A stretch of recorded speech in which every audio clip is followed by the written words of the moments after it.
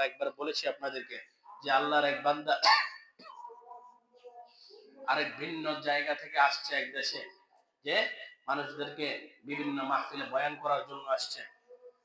আসার পরে ওই এলাকার মানুষ ছিল অনেক মূর্খ। কি ছিল? মূর্খ। কোনটা ডান, কোনটা বাম, কোনটা ভালো, কোনটা খারাপ, কোনটা করলে ভালো হবে, কোনটা করলে খারাপ হবে, এগুলো বুঝতো না। তো এই আল্লাহর বান্দা এই বড় হক্কানি আলেম আয়েশা বয়ান করছে অনেকক্ষণ।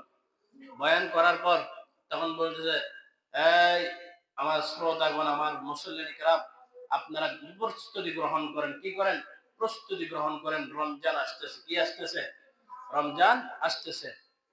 এই রমজান অনেক বরকতপূর্ণ একটা মাস। যেমন আমি আপনাদেরকে এখন বুঝাইছি রমজান অনেক বরকতপূর্ণ, অনেক সওয়াব, এই হবে ওই হবে, আমি অনেক বুঝাইছি আপনাদেরকে। তো ওই বক্তাও ভালো করে বুঝাইছে। বুঝানোর পরে বলতেছে, আপনারা এখন থেকে প্রস্তুতি গ্রহণ করে, রমজান অতি সন্নিকটে চলে এসেছে। রমজান আসবে, রমজান আসবে, শাবান মাস শেষ, রমজান চলে আসবে। তখন বলতেছে, হুজুর রমজান মাস কেমন? তখন হুজুর বলতেছে, এই রমজান মাসে আপনারা পুরা দিন উপাস থাকবেন। পুরা দিন কি থাকবেন? উপাস থাকবেন। আর রাত্রে আল্লাহ তাআলার ইবাদত বندگی করবেন। তখন ওই এলাকার মূর্খ মানুষ তো আর বুঝে না।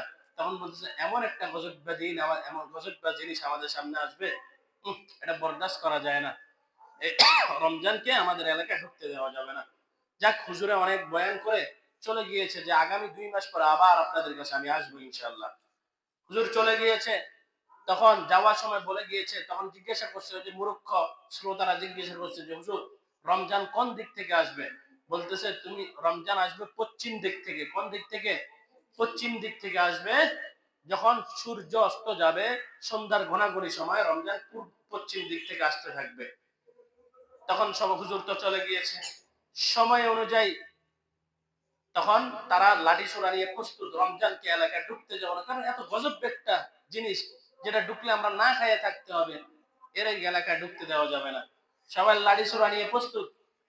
সময় মতো বলছে হুজুরে যে পশ্চিম দিক থেকে আসবে সূর্য অস্ত যাওয়ার সময়। প্রস্তুতি নিয়ে সবাই যখন সামনের দিকে আগাইলো, হ্যাঁ তাকায় দেখতেছে মরুভূমি থেকে ওই যে দূরে দেখা যায় একজন উটনির রাখাল। কিসের? উটনির রাখাল উট চড়াইয়া সন্ধ্যার গোনার সময় তো আর মরুভূমিতে থাকবে না, চলে আসবে, তার উটনি নিয়ে আসতেছে। তখন বলছে, ওই মনে হয় রমজান আসতেছে। কি আসতেছে? রমজান আসতেছে। যখন সামনে সামনে চলে আসলো, আসার পর বললো, এই তোমার নাম কি? তখন বললো, আমার নাম রমজান আলী। হুজুর তোমার কথাই বলছি। হুজুরে তোমার কথাই বলছে, পশ্চিম দিক থেকে সন্ধ্যার ঘোরাঘুরি সময় তুমি আসছো। তুমি এত গজবটা, তুমি আমাদেরকে না খাওয়াই রাখবা। লাগা উত্তম মাধ্যম।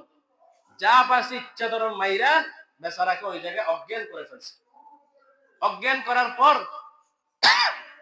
বলতেছে, তুই এত গজব না খাওয়াই রাখবি, ছাড় পাবি না আজকে। ইচ্ছা মতো দিছে। দেওয়ার পরে 2 মাস পরে আবার হুজুর ওই এলাকা আসছে। আসার বলতেছে, মুসল্লানি কিরাম কেমন আছেন? রমজান মাস তো আপনাদের থেকে অতিবাহিত হয়ে গিয়েছে। কে কিভাবে ইবাদত করেছেন, কতগুলো রোজা রেখেছেন, কিভাবে রমজান মাস সাজিয়েছেন, রমজান মাসকে পরিচালনা করেছেন, আমাকে একটু শোনান। তখন বলছে, হুজুর আপনি যে রমজানের কথা বলছেন, আমরা তো এর এলাকায় ঢুকতে দিই নাই। কি দিই নাই? এলাকায় কি কয়?